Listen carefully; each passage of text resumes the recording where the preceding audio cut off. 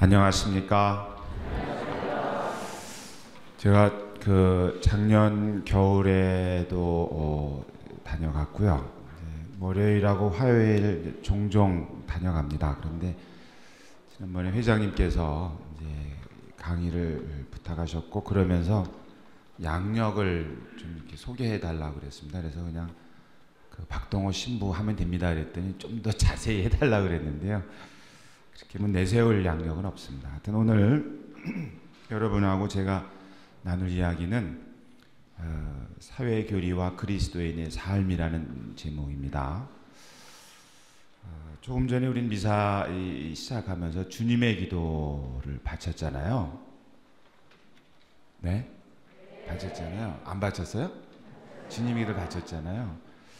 저는 주님의 기도의 그 앞부분이 그리스도인의 삶이고 사회교리라고 이렇게 가끔 이제 기회가 될 때마다 얘기를 합니다. 우리는 이제 그 하늘에 계신 그분, 우리가 하늘이라는 말을 붙인 것은 사실은 우리가 공간적으로 말하는 하늘이 아니고요. 구약의 이스라엘은 하느님의 이름을 부를 수가 없었잖아요. 그래서 하늘이라는 어떤 그런 그 당시의 세계관으로 보면 지상, 땅 및 천상, 그래서 하느님을 그 하늘이라고 이렇게 빗대어서 부른 것이죠. 하느님 야훼의 이름을 감히 부를 수가 없었기 때문에 그 하느님의 이름이 또 그리고 하느님의 나라가 그리고 하느님의 뜻이 땅에서 이루어지게 하는 것, 아버지의 이름이 땅에서 빛나고 아버지의 나라가 땅에서 그 모양을 갖춰서 성장해가고 또 아버지의 뜻이 땅에서 이루어지는 것, 그것이 우리 신앙인이 불림을 받은 도구로서 불림받은 목적이다, 그렇게 믿습니다. 그런데 이 주님의 기도는 우리 천주교 신자만 하는 게 아니라 갈라진 그리스도교, 개신교 신자도 바치는 거 아니겠습니까? 그럼 아버지의 이름이 빛나게 해달라고 그렇게 간절히 기도하는데 왜 하느님의 이름은 뭐 구약을 보나 신약을 보나 이른바 그 정의의 하느님, 사랑의 하느님이잖아요. 그 하느님의 이름이 빛난다는 얘기는 이 땅에 정의와 사랑이 반짝반짝 빛나도록 그렇게 그 많은 사람이 그렇게 간절히 기도하는데 하느님의 이름은 빛나는 것 같습니다. 곳곳에 교회가 있고 곳곳에 성당이 있고 또 그 많은 그리스도인이 하느님하고 부르니까 그 부른다는 점에서는 하느님의 이름이 여기저기서 들리는 것처럼 보이는데 그 하느님의 또 다른 이름, 그 사랑과 정의의 모습은 그렇게 반짝반짝 빛나지 않는 것 같아요. 그렇게 많은 사람이 염원하고 있는데도 그러면 두 가지겠죠. 그 염원한 것이 허황됐거나 이루어질 수 없는 것을 바랬다면은 당연히 이루어질 수가 없는 것이겠죠. 아니면 바라고 있는 사람들이 겉으로는 바라는 척하지만 속으로는 딴 마음을 먹고 있거나 아버지의 이름이 빛나기보다는 내 이름이, 우리 이름이, 우리의 명성이, 근데 이름이나 이 명성이라는 것은 마음 안에 있는 일종의 그 욕망에서 나오는 거 아닙니까? 인정받고 싶은 욕망, 사람들한테 칭송받고 싶은 욕망, 대접받고 싶은 욕망, 그것이 이름 아니겠습니까? 이름을 빛낸다, 다 그런 뜻 아니겠습니까? 아버지의 이름이 빛나게 해주십시오라고 정작 기도는 하지만 본래 취지는 우리 이름이 좀 빛나게 해달라. 하느님, 그렇게 도와주십시오, 우리를. 하느님은 우리를 도와서 우리의 이름이 빛나도록 해주시는 분 정도로 하느님이 말하자면 우리를 위해서 손을 빌려줘야 될 하느님이 도구이고 우리가 목적인 것은 아닌지, 또 아버지의 나라는 당연히 구약이나 신약이나 보면 사랑과 정의가 강물처럼, 사랑, 공정이 냇물처럼 사랑이 흐르는 그런 거잖아요. 그 아버지의 나라가 오게 해달라고 그렇게 많은 사람이 염원하고 기도하고, 하루에도 주님의 기도 우리 오늘 오신 분들은 한 몇 번 정도 하시죠. 아침에 일어나서 한번, 자기 전에 조감한가 할 거고요. 그러다가 이제 뭐 미사를 가면 미사 중에 한 번 하고, 조금 일찍 가면 심심하니까 한 번 하고, 끝난 다음에 이제 집에 가기 전에 뭔가 마무리해야 되니까 주목영 한 번 하고. 아마 이제 보통의 주일만 미사 오시는 분들도 적어도 일주일에 한 뭐 두세 번 정도는 주님의 기도를 바치실 것이고, 또 뭐 레지오 마리아 단원이나 또는 묵주기도 하시는 분들은 반드시 또 주님의 기도 몇 번 하고 그러잖아요. 그렇게 열심히 아버지의 나라가 오게 해달라고 빌었는데, 우리가 하느님의 나라, 그 나라가 땅에 말이죠. 천상에 죽은 다음에 그 지복을 누리는 그곳 말고, 우리 분명히 땅에서 이루어지게 해달라고 했으니까, 우리 살고 있는 이 세상에서, 또 과거도 아니고 미래도 아니고 지금 기도 바치는 우리를 통해서라고 이렇게 간절히 기도를 하는데, 우리 주변을 둘러보고 세상 곳곳을 둘러보면 하느님의 나라가 이렇게 좀 성장한다. 오히려 그거보다는 정의와 사랑이, 또 공정이보다는 일종의 뭐 물질 문명의 어떤 만몬이라 그러나요? 뭔가 화려하긴 화려한데 그 안에서 사는 사람은 그다지 편치가 않은 거예요. 그러면 하느님의 나라는 그만큼 열심히 오게 해달라고 기도를 했는데, 점점 하느님의 나라는 희미해지는 게 아닌지, 그런 생각이 들기도 하고, 아버지의 뜻이 이루어지게 해달라고 하지만 우리는 하느님의 뜻이 나를 통해서 이루어지기를 바라지 않는지도 몰라요. 하느님의 뜻이 나를 통해서 이루어진다? 그러면 어떤 지경까지 가나요? 어제 복음이 그런 거 아니겠습니까? 예수님께서 이제 잡히시기 전에 죽음의 때가 오자, 어제 복음 구절은 마음이 산란해졌다 그랬잖아요. 그리고 이 때가 비켜나게 해달라고 그러잖아요.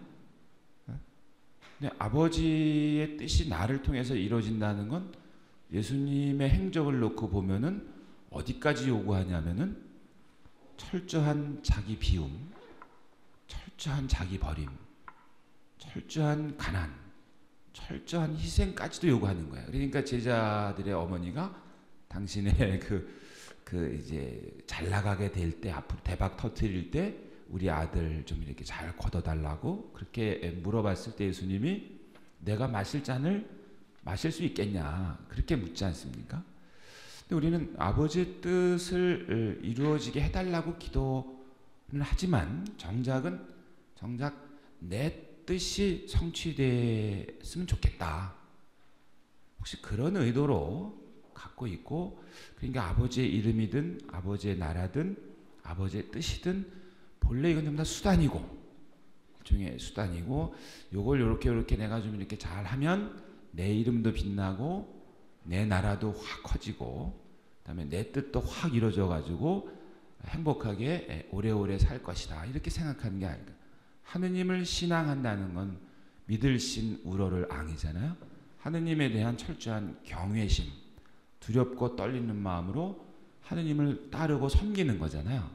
근데 우린 거꾸로 하느님을 섬기는데 그 하느님이 목표가 아니라 내가 목표, 우리가 목표인 거죠. 하느님은 그런 의미에서 보면은 목표가 아니라 우리의 수단으로 전락해 가고 있는 게 아니냐, 마치 부적처럼. 그걸 우리는 그 하느님의 나라, 하느님의 이름, 하느님의 뜻이 뭘까? 대해서는 그다지 생각하지 않고 내가 바라는 게 뭘까에 대해서 온 정력을 쏟아붓는 것이죠. 그것이 개인적으로도 그렇지만 저는 개인적으로는 우리 한국 교회도 자꾸 그런 방향으로 좀 가고 있는 게 아니냐. 그래서 흔히 우리 교회 말고죠. 우리 교회 내에서 이런 얘기를 하면 뭐 제 얼굴에 침 뱉기니까 말을 안 하지만 그 현대 사회, 한국 사회에 한국의 종교, 특히 그리스도교, 불교, 종교의 그 공통된 특성 중에 하나를 종교학 쪽에서는 한국의 종교는 철저하게 기복적이고 이기주의적이다 이렇게 얘기해요. 그러니까 복을 간절히 바라는 수단으로서의 종교, 복을 이루기 위한 어떤 그 도구로서의 종교, 그다음에 자기에게 이로운 것을 쟁취하기 위한 수단으로서의 종교가 한국 사회의 종교가 보이는 공통적인 모습이다라고 이렇게 학술적으로 진단을 해요. 근데 우리는 신앙이라고 말하지만 그분들은 그것이 그리스도교의 경전, 그러니까 성경이겠죠.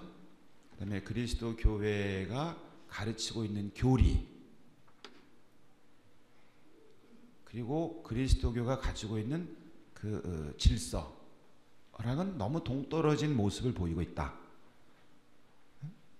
우리 신앙의 모습이 한국 현대사회의 한국의 그 종교의 모습이 그 경전과 그 종교가 말하자면 본질이라고 여기고 끊임없이 쥐고 있는 그 교리의 내용과는 다른 형태의 모습을 한국 내 종교는 보이고 있다 이렇게 좀 쓴소리를 합니다. 내부에서는 그런 얘기를 안 하죠. 우리는 뭐 열심히 신앙생활을 하니까. 그래서 저는 그 주님의 기도가 그 앞에 부분이죠. 아버지의 이름을 빛나게 하기 위해서, 아버지의 나라를 세우기 위해서, 아버지의 뜻을 이루기 위해서 그분의 아들 예수님은 어떤 모습까지 갔냐면 우리가 사순시기를 지내고 있습니다만 당신의 하나밖에 없는 목숨까지 내놓은 그분이 우리가 이제 예수님의 이제 그 공생활을 하기 전에 특히 사순시기를 시작하면서는 그 재수혈이나 이럴 때 이제 일주나 이럴 때 보면 예수님께서 광야에서 유혹을 받으시다 하는 대목 있지 않습니까? 거기서 뭐 돌을 빵으로 저 도시를 뭐 어떻게 뭐 떨어지고 하는, 어쩌면 예수님은 이 아버지의 이름, 아버지의 나라, 아버지의 뜻에 대한 충실성으로 그 당신의 이름을 빛내려는 것, 당신의 능력을 가지고 펼치려는 것, 당신의 뜻을 마음껏 펼치려는 것을 철저하게 포기한 분이시다. 그래서 예수님은 어제의 주일 복음이 정말 죽기까지 순종함으로써잖아요. 그러니까 예수님은 그것을 위해서 오로지 필요한 것은 그냥 아버지의 그것밖에 없었다는 것이죠. 근데 우리는 그 예수님을 그 그리스도, 그 예수님이 바로 메시아라고 우리는 고백하는 사람들입니다. 그 예수님이 말하자면 온 인류의 구원자, 하느님으로부터 파견되어서 온 인류를 구원하러 오실 분이라고 그 예수를 고백하는 거예요.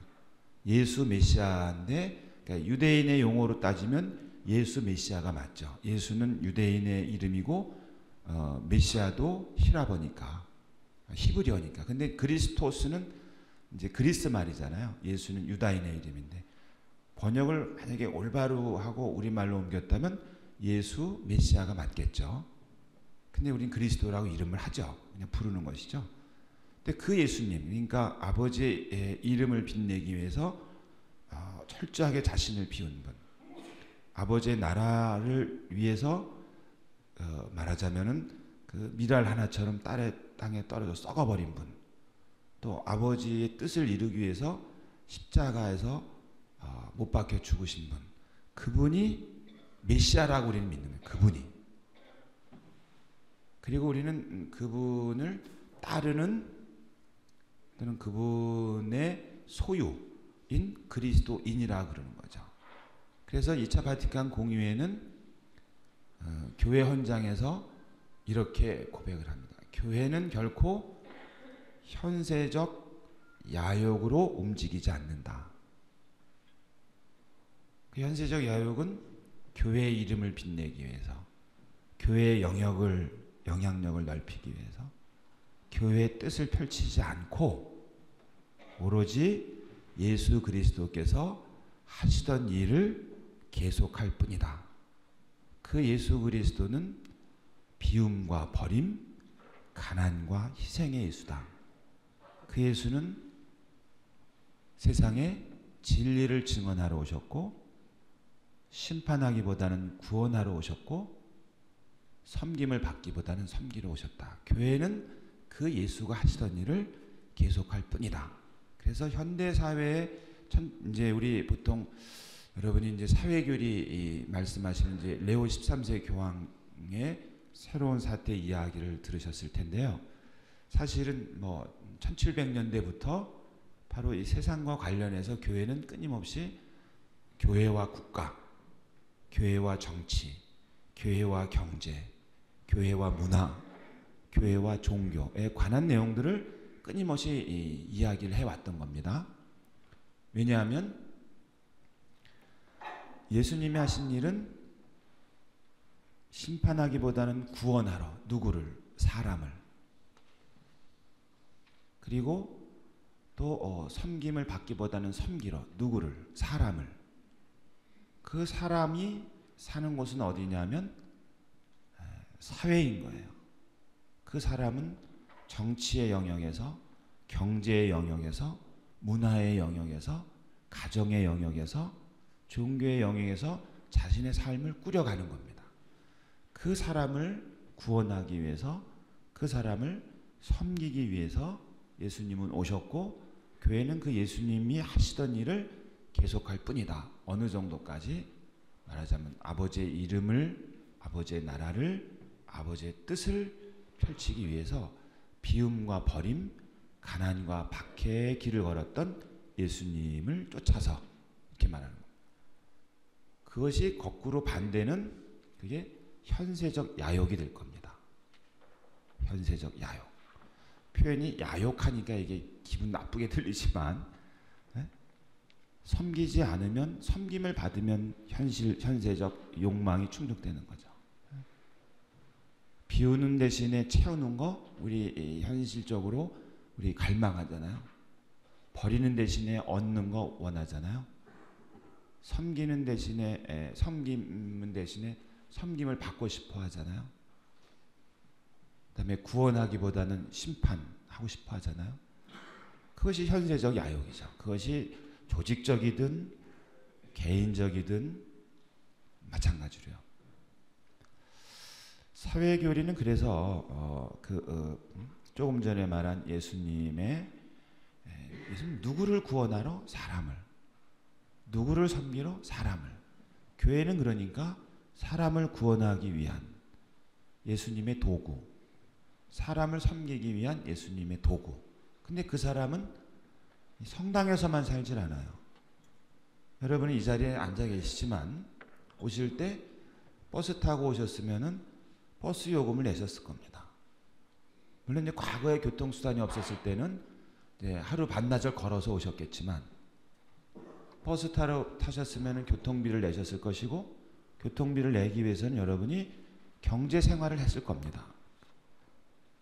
내가 노동력을 제공했을 것이고, 거기서 임금을 받았거나, 내가 밭에서 일을 했고 수확한 것을 팔아서 현금으로 바꿔서 교통비로도 쓰고 약값으로 쓰는 거 아니겠습니까?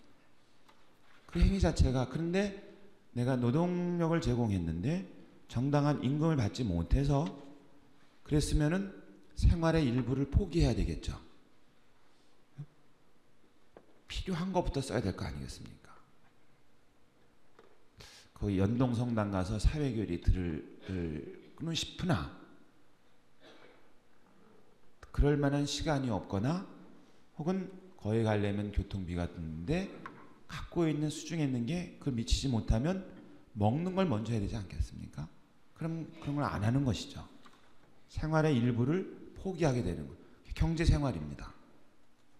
그리고 그러한 그 경제 정책을 펼칠 때 제주도 의회 의원이 하든지 중앙정부에 누가 하든지 국회의원이 누가 하든지 또는 대통령이 뭘 하든지 또 무슨 장관이 뭘 하든지 넘어가면 내가 해야 할 여러 가지 내 삶의 주인이 나인데 그런 것들이 근대 시민사회가 되니까 사람들이 모여 사니까 이러이러한 공무, 퍼블릭한 것, 공무를 대신할 사람들을 세워놓자. 그래서 그 사람들 우리가 뽑잖아요. 그 사람들로 하여금 공무를 하라고 경제 정책을 펼치든지 정치 제도를 바꾸든지 법을 만들든지 우리가 뽑아가지고 하는 거죠. 그런 건 다 정치 활동입니다. 거창하게 무슨 국회의원이 돼서 하는 게 아니라 정치라는 것은 다스릴 누구를, 나를 누가 다스리나. 과거의 왕정시대, 절대 군주시대 때에는 나를 내가 다스리지 못했어요. 왕이 이리 오니라 그러면 가야 되고요. 군주가 저리 가니라 그러면 가야 됩니다. 안 왔다가는 저놈을 당장 죽이라 그러면 죽어야 되는 겁니다.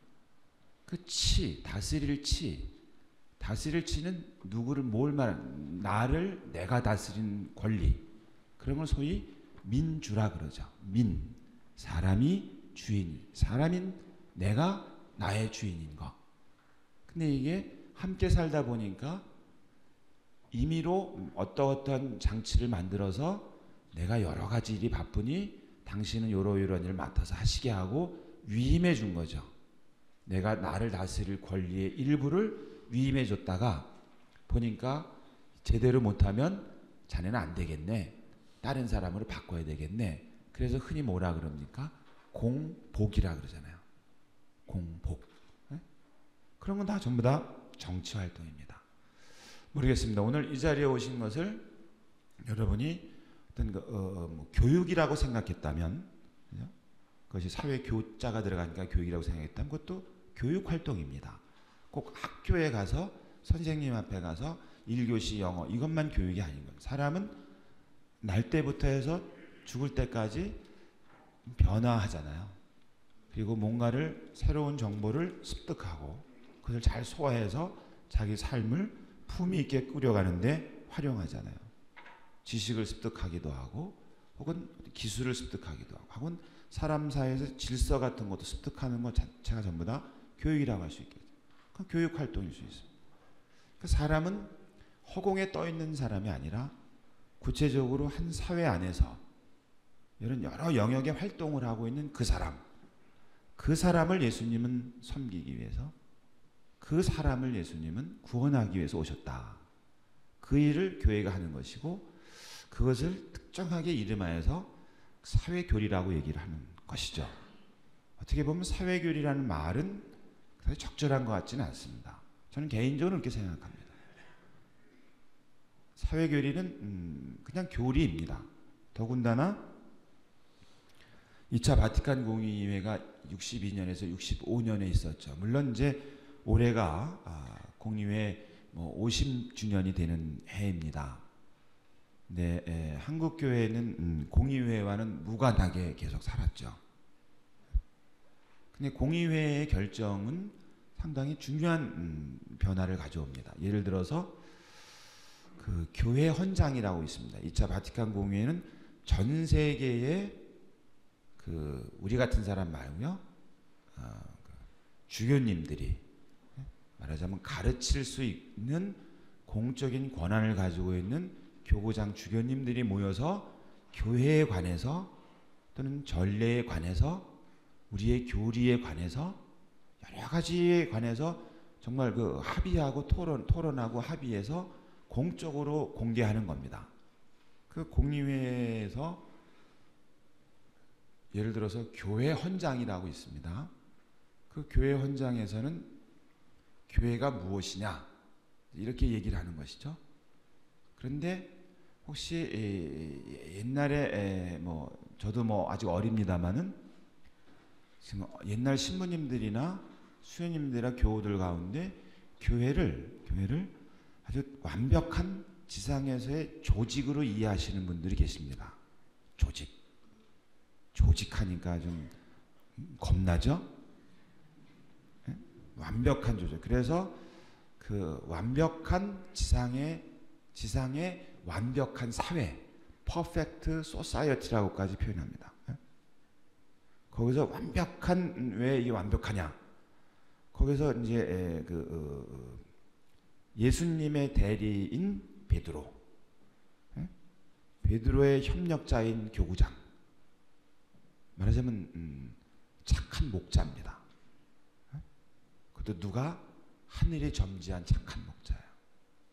그리고 우리는 뭐예요? 착한 양이에요. 그게 완벽하죠. 하느님이 우리를 불렀고 하느님이 부르신 지도자를 냈으니까 세상에서 그것만한 완벽한 조직이 어디 있겠어요? 그렇게 이해하시는 분들이 상당히 많으십니다. 아직까지도. 여러분들도 그러시죠? 아닌가요? 이 뭐 주교님이라고 또 뭐 일어나요? 그게 트렌트 공의회 때에 의결한 겁니다. 1차 바티칸 공의회 때도 그렇게 했습니다. 그런데 2차 바티칸 공의회 62년에서 65년에 전 세계 교회 어른들이 모여서 교회를 완벽한 사회로 보지, 그것을, 우리 가톨릭 교회는 과거의 내용을 버리진 않습니다. 부정하진 않습니다. 그냥 놔둡니다. 놔두고 새로운 것을 내놓습니다. 새로운 것을. 새로운 것이 발전일 수도 있겠고 또 역사가 지나간 다음에는 또 발전이 아닐 수도 있겠죠. 2차 바티칸 공의회의 교회 헌장의 제1장은 삼위일체의 교회. 아무도 이의를 달 수 없을 겁니다. 이 부분에 대해서. 하느님께서 교회를 계획하셨다. 동의해야 됩니다. 확인할 수가 없습니다. 하느님의 속마음을. 그리고 구약 성경에도 신약 성경에도 그와 같은 그 표지들을 내서 예수님께서 교회를 세우셨다. 동의하시죠? 성령께서 교회에 계시다. 동의하시죠? 그 삼위일체의 하느님의 교회로서 교회를 먼저 얘기를 하고 두 번째 바로 교회를 하느님 백성으로 얘기해요. 백성. 그전에는 교회를 완벽한 지상의 사회, 조직으로 이해했었는데 그걸 3장에 가서 얘기합니다. 3장. 새로운 하느님 백성이라는 것을 2장에다 갖다 놓습니다. 그러면서 교회를 지상에서 하느님 백성이니까 당연히 하느님 백성은 여러 사람이 있는 거 아닙니까? 한 무리를 이루고 있는 거 아닙니까? 그 협력이라든지 대화라든지 조화라든지 일치 같은 것이 중요한 거죠. 완벽한 조직에서는 뭐가 있습니까? 일사불란하게 움직이는 거죠. 그죠? 아니겠습니까? 완벽한 조직, 뭐 목자가 있고 양이 있으면 이리 가너라 하면 이리 가고 저리 가너라 하면 저리 가는 거죠. 네? 말하자면 상하의 관계로 위계 질서를 이해했던 것을 2차 바티칸 공의를 부정하지는 않습니다. 어차피 세상 안에서는 그런 조직은 필요합니다. 당연히 필요하죠. 가정도 그렇게 보면 조직이죠. 그 조직이 만약에 질서가 없는 걸 뭐라 그럽니까? 빈 파우더라 그러죠. 콩가루라 그러지 않습니까? 네? 조직은 필요합니다. 그런데 바로 이 하느님 백성이라는 이것은 구약에 나오는 얘기이기도 하고 그럼 하느님만이 백성이 하느님만이 계시고 나머진 백성입니다. 또 한 가지는 뭐냐면 그리스도의 몸으로서의 교회. 예수님만 머리이시고 나머지는 다 지체입니다. 지체는 어떤 것이 잘났고 못난 게 아니라 고유한 영향을 가지고 있고 그다음에 다양하되 서로 분리되어 있지 않은 유기체라 그러잖아요. 그런 내용을 바로 교계 제도라는 그 앞에 하느님 백성이라는 것을 집어넣은 겁니다. 말하자면 이것은 이 하느님 백성 혹은 그리스도의 몸이라는 수의 교회는 서로 유기적으로 협력하고 다양하되 서로 다르잖아요. 팔이 다르고 다리가 다르고 눈이 다르고 다양하되 반드시 서로 있어야 되는 것. 그렇다고 서로 우열을 말하지 않으면서도 반드시 결합되어 있어야 되는 것. 그런 컨셉인 겁니다. 하느님 백성도 하느님만이고 나머지는 다 하느님 백성인 겁니다. 거기서는 모두 있고 여러 가지 다양한 기능이 있습니다만, 그래서 제3장에 교회 제도의 목적을 하느님 백성의 봉사로 규정을 합니다. 조직을 왜 갖췄느냐? 조직은 바로 교회의 하느님 백성에게 그리스도의 몸에게 봉사하는 것을 제1의 임무로 삼는 겁니다. 이 공의회의 이런 그 태도의 변화는 여러 가지의 변화를 구체적으로 가져오죠. 교회 법이 바뀌기도 하고 전례가 바뀌기도 하고 새로운 교리의 보강이 이루어지기도 합니다.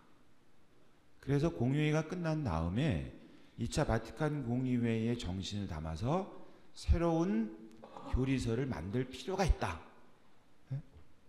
그래서 새로운 교리서를 2차 바티칸 공의회는 62년에서 65년이니까 50년 전이지 않습니까? 그 새로운 교리서를 만든 게, 오랜 작업을 통해서 만든 게 바로 이 가톨릭 교회 교리서입니다. 이 교리서 갖고 계신 분 있나요? 한 분 계십니까? 비싸요. 비싸서 이게 지금 이게 27,000원이에요. 에? 몇 년에 나왔냐고요? 이게 1986년에 시작된 가톨릭 교회 교리서 작업이 완성되었습니다. 86년에 시작을 했고요. 완성된 것은 97년입니다. 그러니까 지금 한 15년 된 것이죠. 근데 이 가톨릭 교회 교리서에서 이 전부 이 두껍잖아요. 비싸고 두꺼우니까.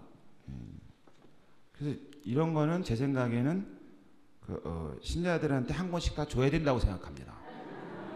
본당에서 사가지고. 물론 저희 본당도 안 합니다. 아니 교목금도 내고 헌금도 내고 그랬는데 이런 거 한 번씩 근데 좀 그렇죠. 어쨌든 근데 제가 말씀 꺼내놓고 보니까 그 생각이 발뜩 나는데요. 한번 고민 좀 해봐야 되겠습니다. 근데 너무 두꺼워요.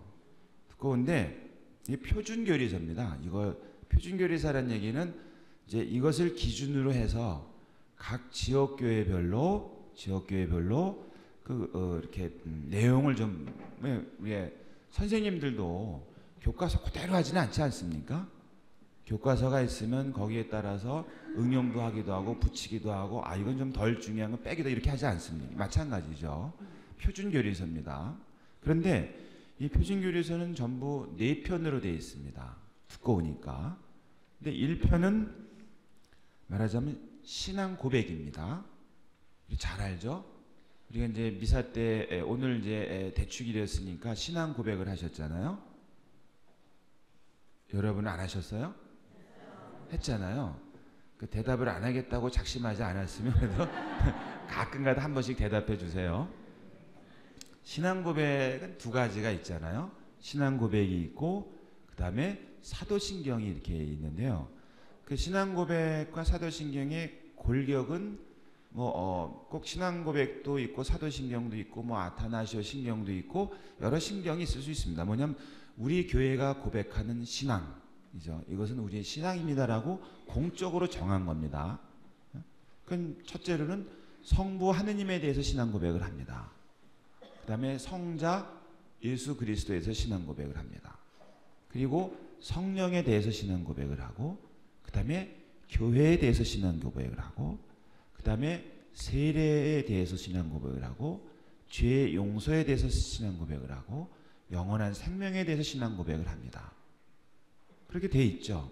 한번 유심히 보시면 이게 줄이 예를 들어서 하느님에 대한 고백이 2줄밖에 안 되고 이제 신앙 고백 니케아 콘스탄티노폴리스 신앙 고백은 성자 예수님에 대한 신앙의 고백 내용이 아주 길죠. 길고 그 밑줄 친 대목이 있지 않습니까? 그 마리아에서 성령으로 말미암아 마리아에서 잉태 태어나시고 할 때 거기 보면 이제 그 고개를 깊이 숙여 경의를 표한다 이렇게 돼 있지 않습니까? 그 제가 이제 다른 얘기입니다만 이제 교우들한테 여쭤보면은 거의 대부분 성모님이 거기에 언급되기 때문에 성모님께 대한 공경의 표시로 깊이 절합니다라고 대답하는 분들이 한 반. 그다음에 성령이 언급되기 때문에 성령에 대해서 함부로 부르면 안 되기 때문에 거기서 절한다가 반 이렇게 해야죠. 그렇게 대답을 하세요. 근데 그거는 예수님이 참 하느님이신데 한 여인을 통해서 진짜 인간이 되었다라는 것을 강조하는 관점에서 거기서 이제 그 밑줄을 친 겁니다. 예수님이 진짜 인간이다. 우리랑 똑같은 인간이 되셨다. 한 여인을 통해서 태어났다. 이런 하늘에서 뚝 떨어지는 게 아니고 저는 성이 박 아닙니까? 제 이름이 박동호잖아요. 박동호잖아요. 저희의 아버지의 아버지 쭉 올라가면 맨 첫 번째 그분은 박혁거세잖아요. 박에서 나온 거예요. 박에서. 사람의 자식이 아닌 거예요. 아니 알에서 나오잖아. 알.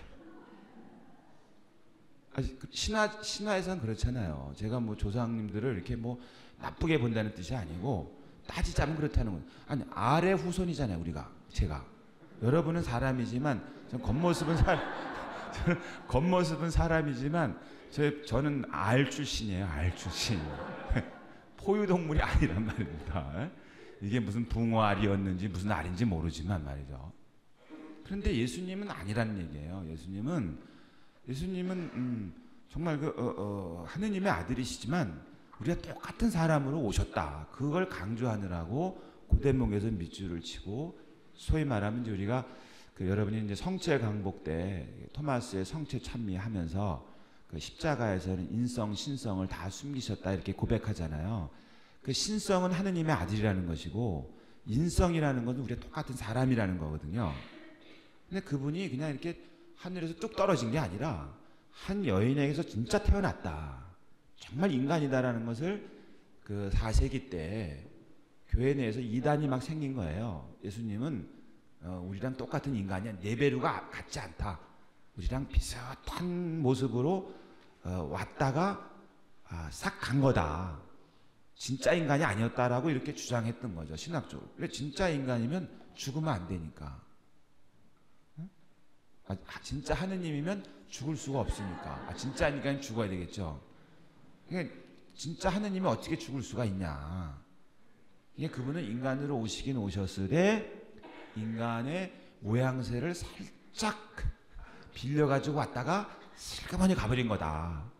그런 내용이 이제 퍼져 있었을 때 다시 교부들이 모여가지고 우리가 믿는 예수님은 진짜 인간이다. 똑같은 그런 내용을 강조하느라고 거기서 이제 이렇게 강조하는 대목인 거지 성령을 위한 또는 마리아를 위해 성모님 이런 대목은 아닌 거거든요. 근데 이 일부가 어쨌든 그 일부가 바로 그 신앙 고백의 내용을 아주 신학적으로 또 성경의 기초에서 교회 가르침의 전통에 있어서 쭉 풀어놓은 거예요. 이 일부가. 그리고 제2편은 그 그리스도 신비의 거행이라 그래요. 신비의 거행. 우리가 이제 익숙한 성사랑 관련된 거죠. 성사를 이제 사크라멘툼이라고 이제 라틴 말은 그렇게 말하고요. 라틴 말의 사크라멘툼은 뭐냐면 로마 군인 혹은 로마 공직자들이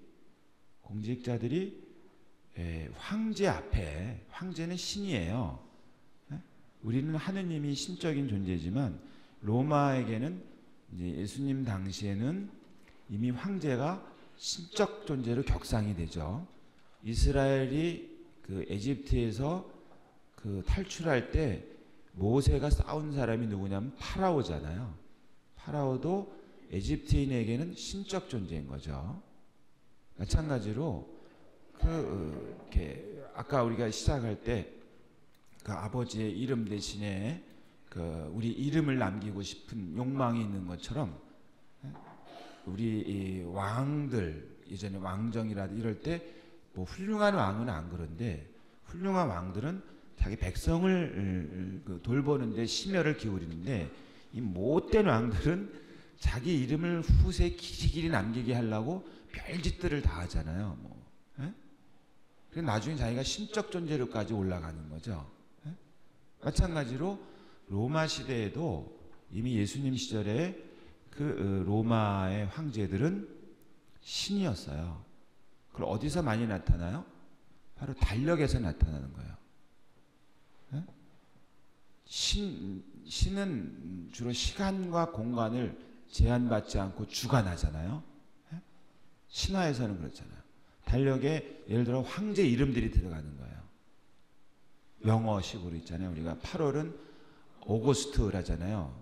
그 아우구스트 황제 이름이 달력에 들어가는 거예요. 시간을 만들어낸 존재라는 거예요. 그 신이. 근데 그런 내용으로 그 로마 시대의 예수님 시대에는 로마의 황제들은 신적인 존재가 됐는데 그 황제 앞에 로마 시민으로서 군인이라든지 공직을 하는 사람들은 충성서약을 해요. 충성서약. 신 앞에 하는 거죠. 그거를 사크라멘툼이라 그랬어요.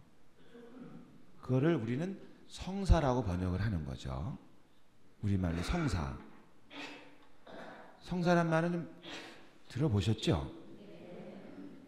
표정들이 못 들어봤다는 아주 그런 표정 같은 거예요. 그 성사, 그러니까 그 성사 사크라멘툼이라는 그 라틴 말이 중국에 가가지고 성사라는 한자어로 번역이 된 것이죠. 그럼 의미는 뭐겠습니까? 그 신인 로마 황제에게 로마의 그 공직자들이 고위 말하면 장교나 이런 공직자들 또는 이런 공직자들이 충성 맹세 사크라멘툼이라는 거예요. 우리가 성사 생활한다는 건 그런 그 용어의 의미상으로는 그렇다는 얘기입니다. 그냥 이렇게 요거 하나 딸랑 받아 먹고 뭐 고해소에 들어가서 하고 나오고 이런 게 아니고 하느님 앞에 신 앞이죠. 하느님 앞에 말은 목숨을 다해서 내가 충성하겠다는 서약을 하는 거예요.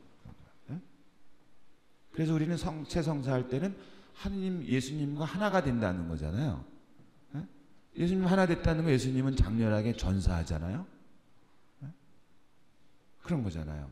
그런데 바로 이 가톨릭 교회 교리서의 이 편은 바로 그리스도 신비의 거행 성사를 가지고 또 4분의 1을 할애해서 설명을 쭉 해요.